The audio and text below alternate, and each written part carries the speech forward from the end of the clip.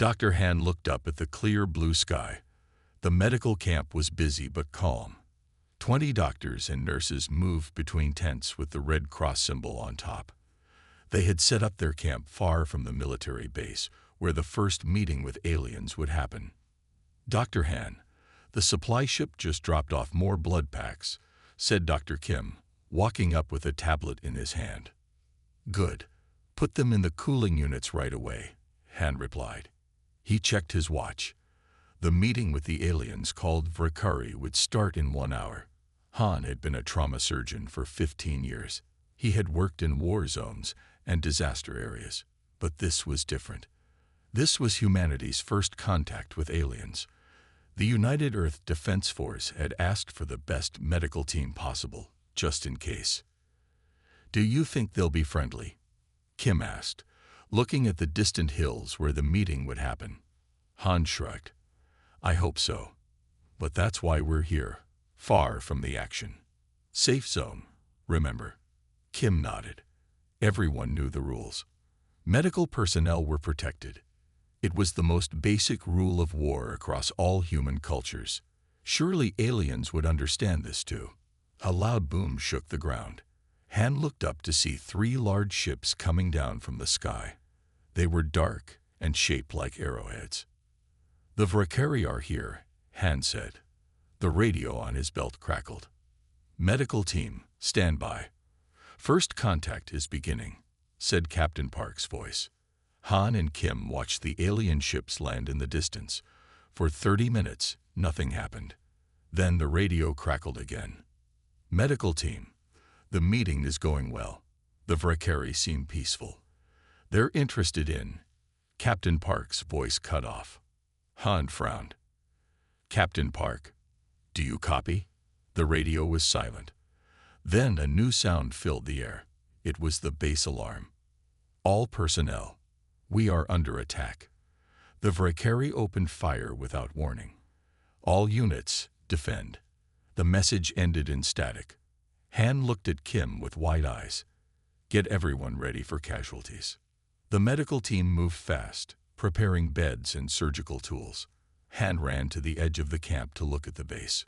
What he saw made his blood run cold. The Vrakari ships were firing at the base, but one ship had turned away. It was heading straight for the medical camp. "Everyone out. Evacuate now," Han shouted, running back to the tents. Nurses and doctors looked up in confusion. Then they saw it too. The alien ship was coming right at them. The large Red Cross symbols on their tents meant nothing to the aliens. But why would they target us? Kim asked, helping Han grab essential supplies. They never got their answer. The first blast hit the supply tent, sending it up in flames. The second hit the main medical tent. Han was thrown through the air by the force of the explosion. He landed hard on his back, the air knocked from his lungs. All around him, the medical camp was being destroyed. His friends and colleagues were dying. A third blast hit near Han, and the world went dark. Hours later, Han woke up under rubble. His head was pounding, and something warm ran down his face. Blood. He could barely move, pinned down by fallen tent poles and equipment. "Kim," he called out weakly. "Anyone?" A groan came from nearby. Han turned his head and saw Kim trapped under a fallen medical cabinet. His friend's face was pale, his breathing shallow. "Han," Kim whispered. "They came straight for us." Ignored. The base. Han reached out, trying to move the cabinet, but he was too weak. "Save your strength. Help will come." Kim coughed, blood bubbling at his lips. "No, listen." They knew who we were. The symbols. They saw them and targeted us first. "That's impossible," Han said. "No one attacks medics deliberately." Kim's eyes were growing dim. "They did. They came for us first. Because we heal." His voice was fading. "That's why. They hate us." Han watched helplessly as Kim took his last breath. Around him, the remains of the medical camp were silent. Everyone was gone. As darkness fell, Han lay trapped under the rubble, his friend's last words echoing in his mind. The aliens hadn't attacked the medics by mistake. They had done it on purpose. They had known exactly who they were killing. Captain Park Sun-ho stared at the large screen in the war room. His eyes were red from lack of sleep. 3 days had passed since the attack. He had watched the same videos over and over again. "Play it one more time," he ordered. The soldier at the computer nodded and pressed play. The screen showed 3 different planets: Earth, Mars Colony, and Europa Base. Each video showed the same thing: alien ships targeting medical facilities first. "Stop there," Park said. The videos paused on images of destroyed hospitals and medical tents. "The pattern is clear. They went after our medics first in every attack." General Kang walked into the room with a grim face. "Captain Park, we found Dr. Han. He survived the attack. He's the only one who did." Park closed his eyes briefly. "One survivor out of 20 medical personnel. How is he?" "Physically, he'll recover. Mentally," the general shook his head. "He says the aliens targeted them on purpose, that they saw the medical symbols and aimed for them first." Park pointed at the screen. "He's right. Look at the footage. Every attack, on every planet, they hit medical facilities before military targets." The general's face hardened. "We've made contact with their commander. You need to see this." He nodded to the soldier, who played a new video. On screen, a tall, thin alien with gray skin and 4 eyes appeared. Its voice was translated into English by a computer. "Your healing practices are unnatural," the Varakari commander said. "You interfere with natural selection. The weak should not survive. This is the way of the universe." Park felt cold anger spread through his body. "They see medicine as wrong," he said quietly. "They think healing the sick or injured is against nature." "The World Coalition voted an hour ago," General Kang said. "They've reclassified the conflict." Park knew what that meant. The rules of war were changing. "Sir, what are my orders?" he asked. The general handed him a tablet. "You're being assigned to a new unit, Special Operations. The mission has one word: reciprocity." Park looked down at the tablet. The mission details made his heart beat faster. "Is this approved?" "As of today, the Geneva Conventions are a suggestion when it comes to the Varakari," the general said. "They decided the rules of this war when they targeted our medics. Now we'll show them why that was a mistake." The hospital ship was quiet. Dr. Han Ju sat in his bed, staring out the window at the stars. His body was healing, but his mind kept seeing his friends die. The door opened, and a man in a military uniform walked in. "Dr. Han, I'm Captain Park Sun-ho, UEDF Intelligence." Han looked at him with tired eyes. "Have you come to ask more questions about the attack?" "No," Park said. "I've come to tell you what we're going to do about it." He sat in the chair next to Han's bed.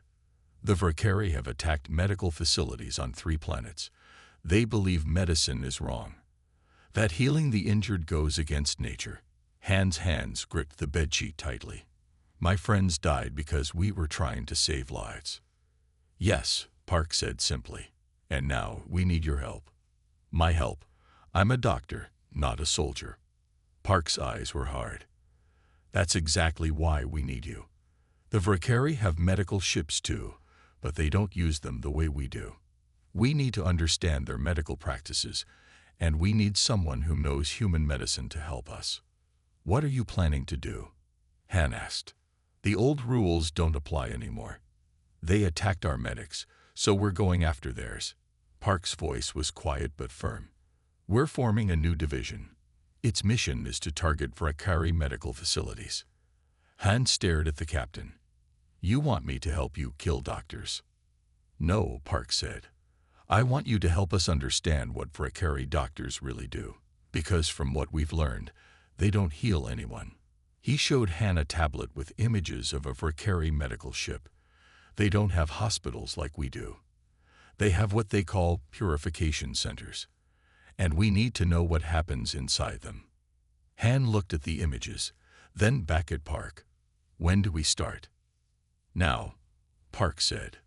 The war has changed, Doctor. They wanted to send our medics to hell. It's time we return the favor. Minna checked her oxygen mask one more time. The small ship was cold and dark as it moved silently toward the large Prakari medical facility. Through the window, she could see the gray, ring-shaped building floating in space. Team, sound off, she said quietly into her comm unit.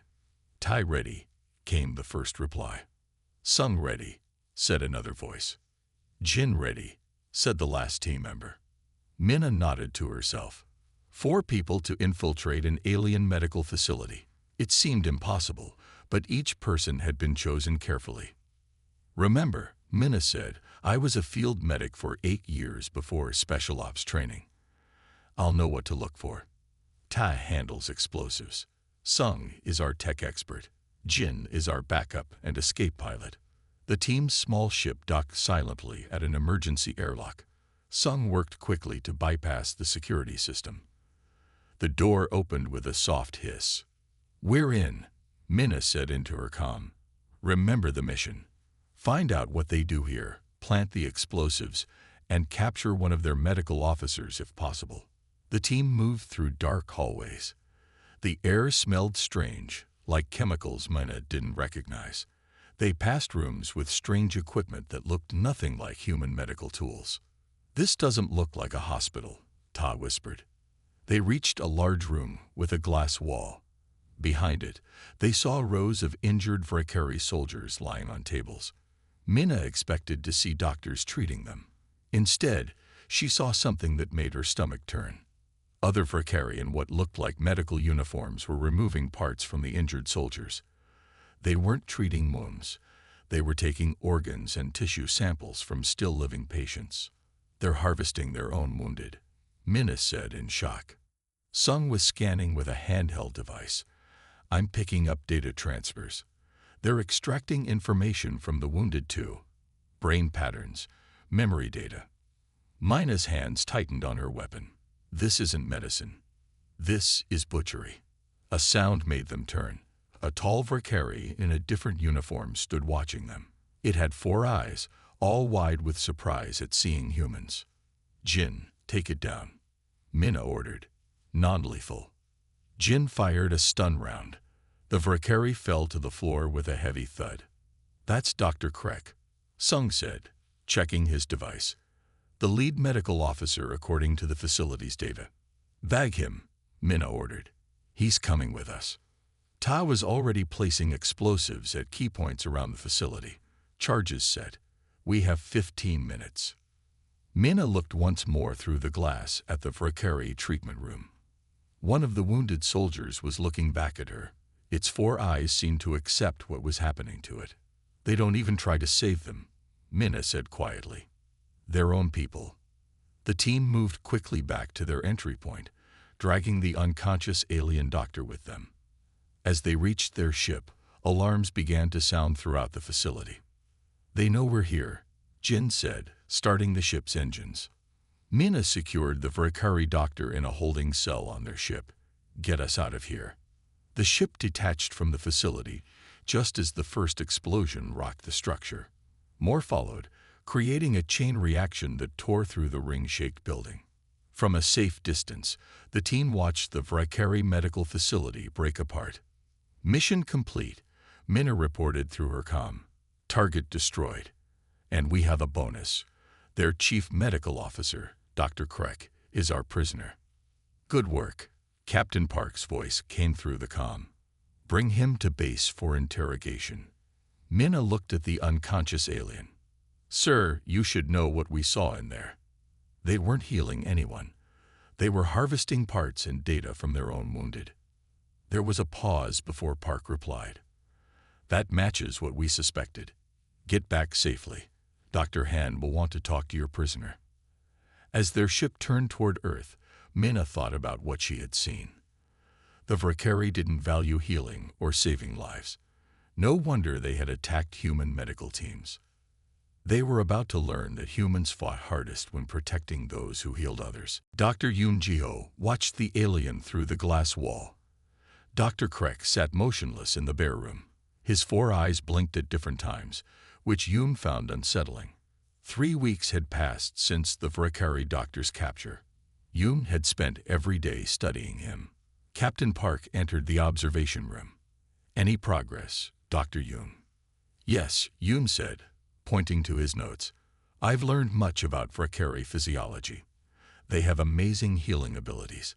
They can regrow small lost parts, like fingers. Their blood clots in seconds." Park frowned. "Then why don't they help their wounded?" "That's what I asked him," Yoon said.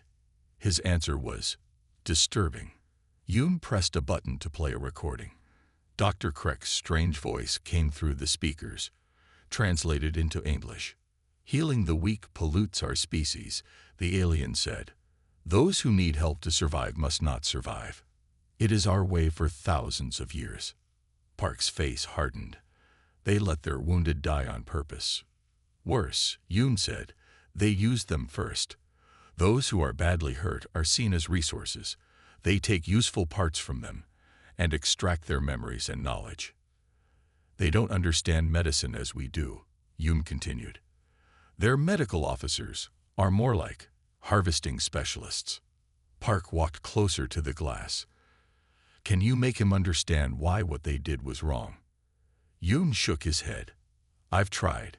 He believes their way is natural and our way is corrupt. He thinks we make our species weaker by saving those who should die." "Has he told you why they attacked our medics first?" Park asked. "Yes," Yoon said quietly.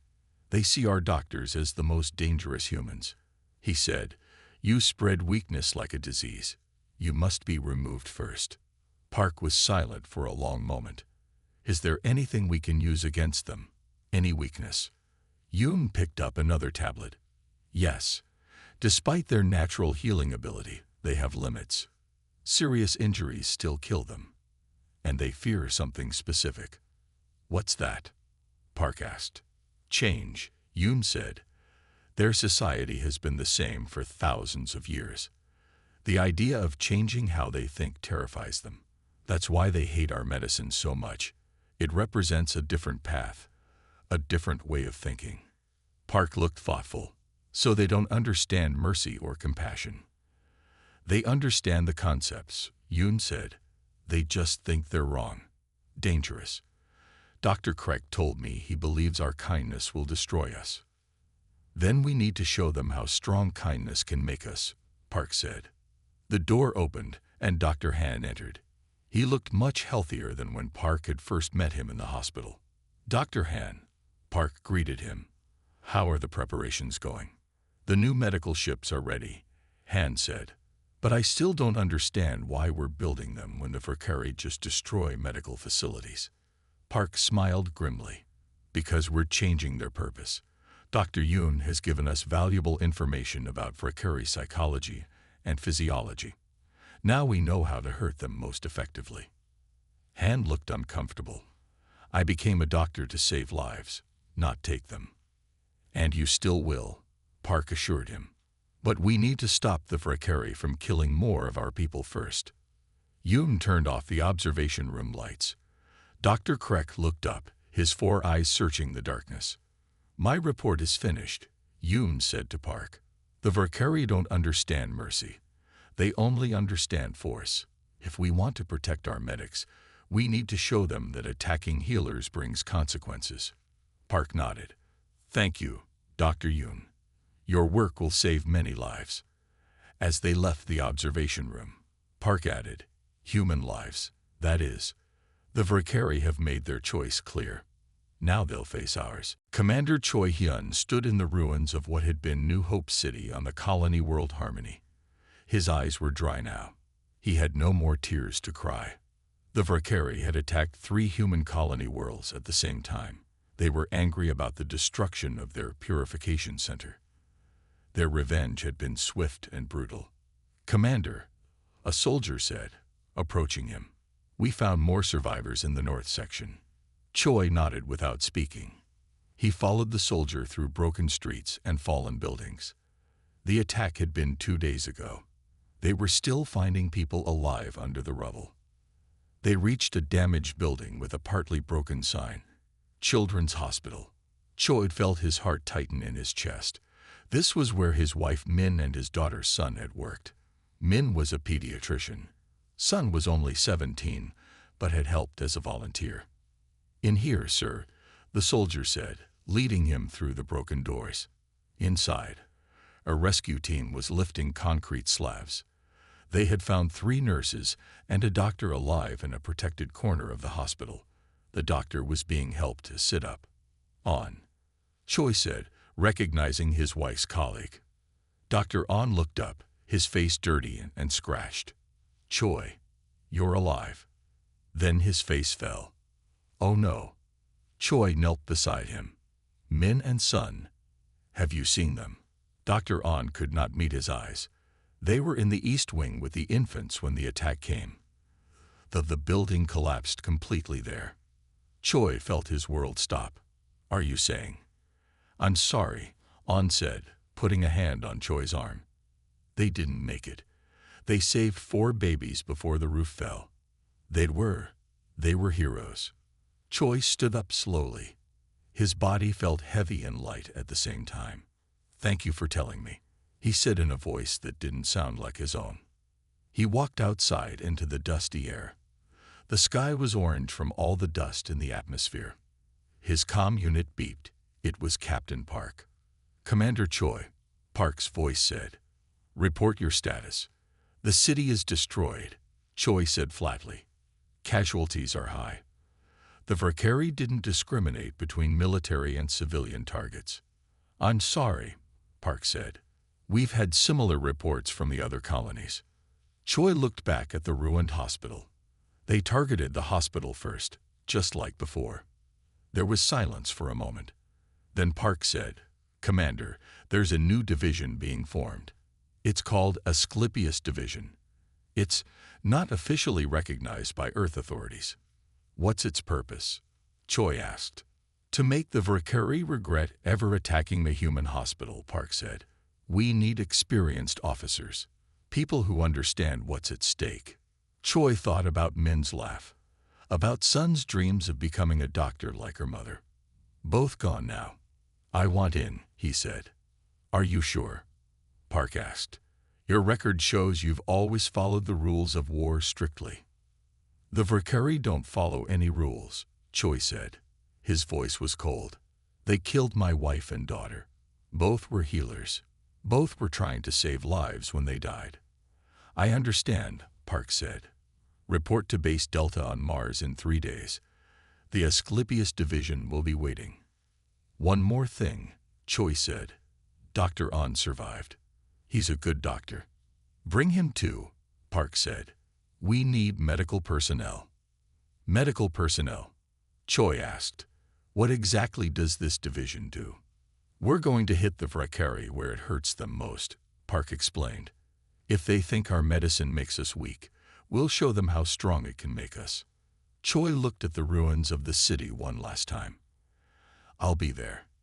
He switched off his comm and walked back to the hospital. Dr. On was sitting on a broken wall, being treated by a nurse.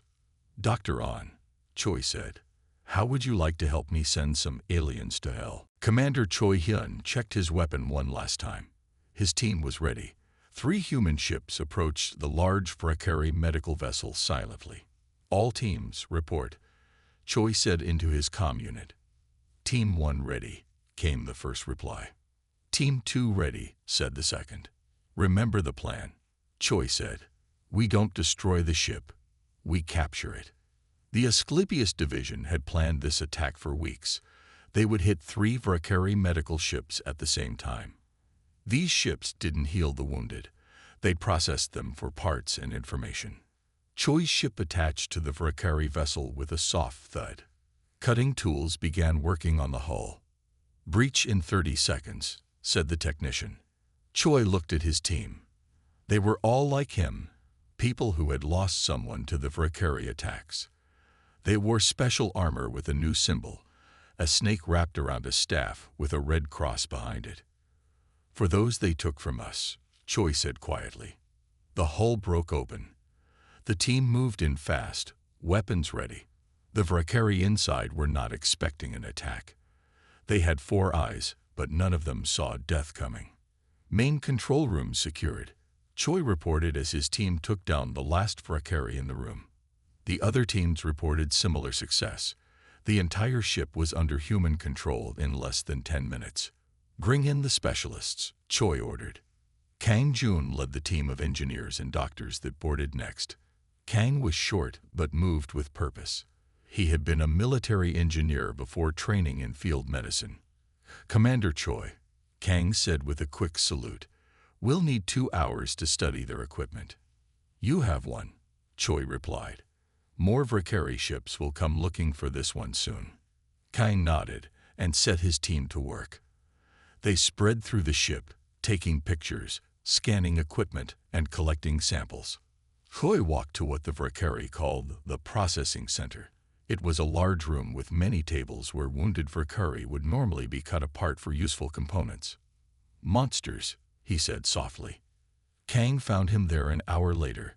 The engineer's eyes were bright with excitement. Commander, you need to see this, Kang said, holding up a strange device.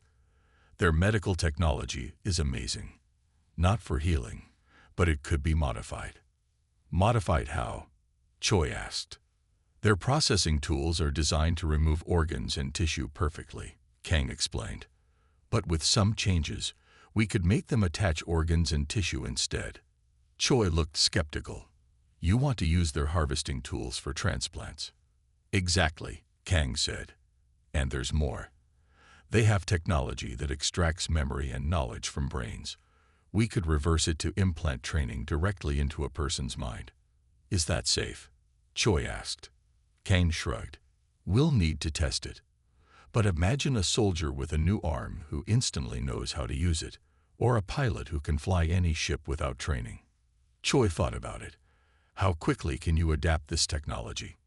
Give me 1 month, Kang said, and I'll give you soldiers that the Valkyrie cannot imagine. Choi's comm unit beeped. Commander, all Valkyrie crew eliminated. Ship secure. The other teams report success at their targets too. Good, Choi said. Prepare to leave. Take everything useful. As they prepared to depart with the captured equipment, Choi sent a message to the Valkyrie High Command through their own communication system. We've learned from you. We're no longer healing our wounded. We're arming them. The Asclepius division ships detached from the now empty Valkyrie vessel. As they moved away, small explosions disabled the alien ship's engines, but left the hull intact. The Valkyrie would find it, and would see what the humans had taken. Set course for Mars base, Choi ordered. Kang, you have your month. Show me what you can do with their technology. Kang smiled. They'll regret teaching us that mercy is weakness. We'll show them it's our greatest strength and their worst nightmare. Bae Sungmin opened his eyes. He was in a white room. The last thing he remembered was the explosion on Europa colony. He had been defending the settlement when a Valkyrie bomb hit his position. He looked down at his right arm and gasped. Where there should have been burned flesh, there was a new arm. It looked almost like his old one, but the skin was slightly different in color. Don't be alarmed, the voice said. Dr. Han stood by the bed, watching him carefully. How do you feel? Sungmin moved his new arm. It responded perfectly. In fact, it felt stronger than before. I feel good, he said in surprise. Better than good. What happened to me? You're the first, Han said proudly. The first of the restored. Han explained how Sungmin had been badly injured. His right arm, part of his chest, and his right eye had been destroyed in the explosion. Normally, he would have been sent home with mechanical replacements. But we used the modified Valkyrie technology, Han said. We grew you new parts using their tissue regeneration methods. And we improved them. Sungmin touched his right eye. It felt normal, but his vision was sharper than before. Stand up, Han suggested. Try to move around. Sungmin got out of bed easily. He felt light and strong. When he picked up a metal tray from the table, he accidentally bent it with his new hand. Careful, Han warned. Your new arm is 3 times stronger than your original one. Your new eye can see in the dark. And your chest muscles have been enhanced too. You made me stronger, Sunman said, understanding dawning on him. Yes, Han nodded. And you're just the beginning. We have 30 more wounded soldiers being restored right now. 3 months later, a Valkyrie attack force landed on the human mining colony on Saturn's moon Titan. They expected an easy victory. The small human settlement had minimal defenses. The Valkyrie planned to destroy it as they had many others. What they found instead was a nightmare. Commander Choi watched from his command center as the battle unfolded. The Valkyrie troops pushed forward, shooting at human soldiers. They hit many, sending them down with terrible wounds. But then the wounded humans got back up. They're confused, Kang said, watching the battlefield display. They don't understand why our people aren't staying down. On the screen, a human soldier took a direct hit to the chest. She fell, then stood again within seconds. The wound closed before the Valkyrie's 4 eyes. Another soldier lost an arm to enemy fire. He simply picked it up with his other hand, held it to the stump, and after a moment, continued fighting with both arms working again. The NATO medicine is working perfectly, Dr. An said. The restored soldiers are teaching the regular troops how to use it in battle. The Valkyrie began to retreat. They had never seen anything like this. Their own wounded were left behind as always, but the humans didn't leave theirs. Instead, human medics moved freely on the battlefield, healing injured soldiers who immediately returned to the fight. Send the message, Choi ordered. All across the battlefield, human communication devices projected the same video to the retreating Valkyrie. It showed human hospitals. It showed doctors saving lives. It showed injured people being healed and returning to their families. We are the species that heals, Choi's voice said over the video. You thought it made us weak. Now you see it makes us unstoppable. The Valkyrie ships fled the moon. For the first time since the war began, they left in fear. Back at the command center, Sunman entered to give his report. His enhanced body had performed perfectly in the battle. They're running, he told Choi. They don't know how to fight an enemy that doesn't stay wounded. Choi nodded. The tide has turned. Now they'll learn what happens when you attack those who heal others. What's our next move? Sunman asked. Choi's eyes were cold. We bring the fight to them, and we show them something they've never seen before. What's that? Sunman asked. Mercy, Choi said, but only after they've learned to fear it. Dr. Hanju stood in the main control room of the Asclepius command ship. Around him, technicians worked at their stations, preparing for what might be the most unusual attack in human military history. Are we ready? Commander Choi asked, entering the room. Yes, Han replied. The broadcast system is set up. We can send our message to every Valkyrie communication device in their home system. Choi nodded. And they can't block it. No, Kang said from his station. We're using their own emergency broadcast system against them. They can't turn it off without losing all their communications. The fleet of human ships had pushed deep into Valkyrie space. After the battle on Titan, the war had changed. The Valkyrie still fought hard, but they were losing more battles than they won. The restored soldiers were too difficult to kill, and human medics now moved freely on battlefields, protected by special shields developed from Valkyrie technology. Begin when ready, Choi ordered. Let's show them what they fear most. Han pressed a button on the control panel. Broadcasting now. Across the Valkyrie home system, on every ship, space station, and planet with their technology, screens lit up with images that made the 4-eyed aliens recoil in horror. They saw human doctors performing surgeries, saving patients who should have died by Valkyrie standards.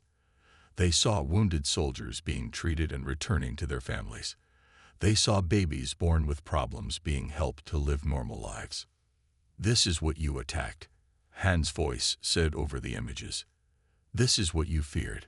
More images followed. Artificial limbs being attached to injured people, heart transplants saving the dying, burn victims being given new skin. To humans, these were images of hope and healing. To the Vrakari, they were obscene. Their society had rejected such interference with natural selection for thousands of years. Our mercy is not weakness, Han continued. Our compassion is our strength. You attacked our medics because you feared what they represented. You were right to fear them. The broadcast showed the restored soldiers next, humans fighting with enhanced bodies, healing instantly from wounds that would kill Vrakari soldiers. We learned from you, Han said. We saw how you treat your wounded. We chose a different path. In the Vrakari High Command Center, the leaders watched in disgust and growing fear. These images challenged everything they believed. Stop this transmission, the Supreme Commander ordered, but his technicians could not. The broadcast continued, showing more medical procedures, more healings, more lives saved by human medicine. Finally, Han appeared on screen himself. Behind him stood rows of restored soldiers and human doctors. I am Dr. Han Ju, he said. I was the only survivor when you attacked our first medical camp. You killed my friends because they were healers, because they saved lives. Han's eyes were hard as he continued. You tried to send our healers to hell, but we humans have always been good at building heaven from the materials of hell. He gestured to the people behind him. This is what you created when you attacked us. We don't just heal anymore. We improve. We enhance. We restore. Commander Choi stepped forward to stand beside Han. You have 1 day to surrender, he said simply, or we will bring our medicine to your worlds. In the control room, Han switched off the broadcast. The room was silent for a moment. Do you think it worked? Kang asked. The Vrakari fear change more than death, Han said. We just showed them how much we can change them. Choi looked at the main screen showing the Vrakari home planet. They'll fight, he predicted, but now they'll fight afraid. And fear makes mistakes. What if they don't surrender? Han asked. Choi's face was grim. Then we show them that even human mercy has limits. 5 years had passed since the end of the war. Commander Choi Hyun, now General Choi, stood on a hill overlooking the new building on the main Vrakari world. The large white structure gleamed in the alien sun. A red cross symbol stood proudly on its roof. The 15th hospital we've built here, Dr. Han said, standing beside him. It's hard to believe how much has changed. The Vrakari had not surrendered after 1 day as Choi had demanded. Instead, they had fought desperately for 3 more months. But their fear made them careless. Human forces, led by the restored soldiers, had pushed deeper into Vrakari space with each battle. In the end, the Vrakari Supreme Commander had died in a last, hopeless attack. His replacement had immediately asked for peace. The terms were unusual, Choi said, watching young Vrakari moving around the hospital grounds. No military occupation, no land taken. Just hospitals and schools. Han nodded. The most effective punishment we could give them was mercy. The peace terms had shocked both humans and Vrakari. Earth had demanded only one thing. The Vrakari must establish medical facilities on all their worlds, run by human doctors until the Vrakari could be trained to heal their own people. Look, Han said, pointing to a group near the hospital entrance. The first class of Vrakari medical students. Young Vrakari were gathered around Dr. On, who was showing them how to bandage injuries. The alien students watched carefully, their 4 eyes blinking as they learned skills their society had rejected for thousands of years. Some of the older Vrakari still hate what we're teaching them, Han said. They think we're corrupting their species. And the younger ones? Choi asked. They're different, Han replied. They see that healing doesn't make them weaker. It makes their whole society stronger. A small Vrakari child approached them cautiously. Its right arm was wrapped in a clean white bandage. Thank you, doctors, the child said in broken human language before hurrying away. That would never have happened before the war, Han said. A young Vrakari with an injury would have been left to die or be harvested for parts. Choi watched the child join its friends, My wife and daughter would be proud of what we've built here, he said quietly. They would, Han agreed. We've done more than win a war. We've changed a civilization. From the hospital came the sounds of activity.